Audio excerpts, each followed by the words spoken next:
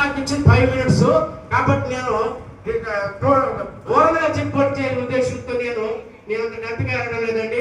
ఇది నాకు ఇచ్చినటువంటి సమయం కాబట్టి పెద్దలు ఇచ్చినటువంటి సమయాన్ని సద్వినియోగం చేసుకోవాలి కాబట్టి చెప్తున్నాను. కాబట్టి ఇక్కడ మనం గమనించాల్సిన విషయం ఏంటంటే, దేవుడు మనం నియమించాడు. నిజంగా మనం దేవుని యొక్క పిలుపు మేరకే ఆయన స్వరక్తమించిన సంపాదించిన సంఘంలో చేర్చబడ్డాం. ప్రతి దైవజనుడు కూడా సేవ చేస్తూ ఉన్నాడు. అయితే సంఘానికి వచ్చేటువంటి విశ్వాసులు 10 రకాలైనటువంటి సమస్యలు మన దృష్టికి తీసుకొని వస్తూనే ఉంటారు. ఆ తర్వాత వాటి వరకు మనం ప్రార్థన చేస్తూనే ఉంటాము. కానీ క్రియారూపకమైనటువంటి విశ్వాసాన్ని కనపరచలేని పరిస్థితులు, క్రియలేని విశ్వాసం మృతమైన వాక్యం చెప్తూ ఉంది.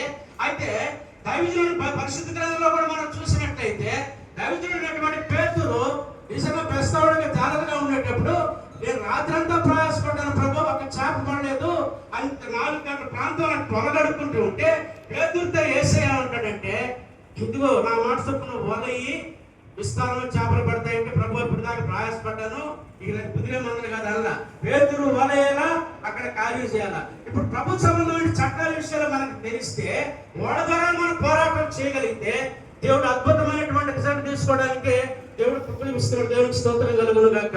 కాబట్టి parliamentary writer doctor B R Ambedkar పొందుపరచబడినటువంటి ప్రాథమిక హక్కులు మనకి రాజ్యాంగంలో పొందుపరచబడిన ఏ విషయంలో నిజంగా మనం కోల్పోతున్నామనే విషయము మనకు తెలియక ఏదో ఒక అన్యాయం జరిగినప్పుడు ఏదో ఒక రాజకీయ నాయకుడిని ఉన్నవాడిని పట్టుకొని ఎంపర్లాడి తిరిగినా సరే మన కాలయాపన అయిపోవడము, మన డబ్బు నిష్ప్రయోజనం అయిపోవడమే కానీ దానివల్ల ప్రయోజనమే లేదనే విషయాన్ని మీకు మనం చేస్తున్నాను పిల్లలు. దేవునికి స్తోత్రం కలుగును గాక. కాబట్టి అటువంటి పరిస్థితుల మధ్య all India council of human rights వారిని నిజంగా వాక్యంలో దైవజనుడైనటువంటి పౌలు దశలోనికి రాసిన పత్రిక 5వ అధ్యాయం 11వ వచనం చూసినట్లయితే, ఆత్మ సంబంధమైన సహోదరులారా మీ పైన నాయకులుగా ఉన్న బుద్ధి చెప్తున్నటువంటి వారిని మనం చేసి గౌరవించడం. దేవునికి స్తోత్రం కలుగును గాక. రెండో విషయం చెప్పండి, సహోదరుల విషయంలో ఒకరినొకరు కనపరచుకోవడం వాక్యం చెప్తుంది. దేవునికి స్తోత్రం కలుగును గాక. కాబట్టి ఈ విషయాలందరినీ జ్ఞాపకం చేసుకున్నట్లయితే యాకోబు రాసిన 5:16 మనం చూసినట్లయితే ఒకరి సమస్యలో ఒకరు ప్రార్థించమని వాక్యం చెప్తా ఉంది.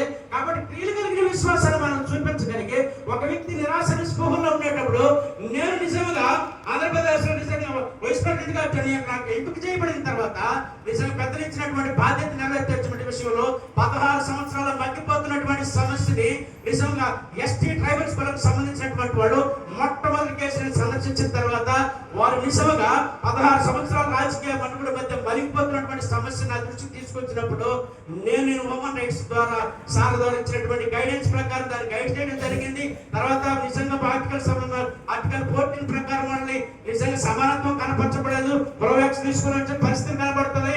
అటువంటి పరిస్థితుల మధ్య